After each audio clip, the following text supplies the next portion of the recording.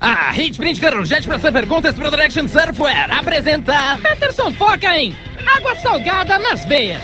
Nossa, esse marzão tá insano, Zé. Vamos dropar uns tubos invocados, mano. É nova, antes dá 2 palitos, filhão. Se liga nos aquecimentos do menino.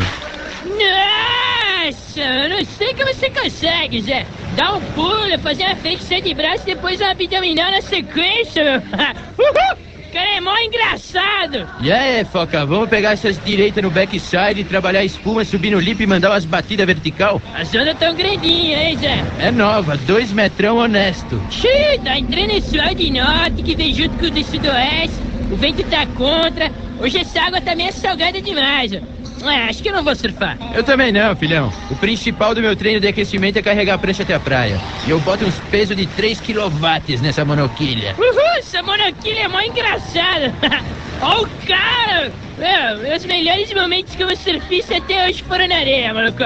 Inclusive, o pH dessa areia tá meio alcalino, né, Zé? Gabaritou, Foquinha. Quando o sudeste rola junto com o swell de norte, aquelas gaivotas voam das pedras. E o pH da areia tá meio alcalino demais. A água do mar fica com mais H2 do que O e não dá pra surfar. É, não dá pra surfar. Não dá. Não dá, fazer o quê, né? Vamos falar besteira, né? Então vamos nessa, vamos encher o saco das minas, eu, o barato, o teto, o bicudo, o unha, o pindoca, o lancheiro, o pinico, o cereja, o zoelho, o minhoca, o pindorreiro e o resto dos caras. Daí, filhão, vem a melhor parte, meu, o pindorreiro soltou um jato no elevador, maluco. Apoio Associação dos Surfistas de Areia, uma entidade que rala.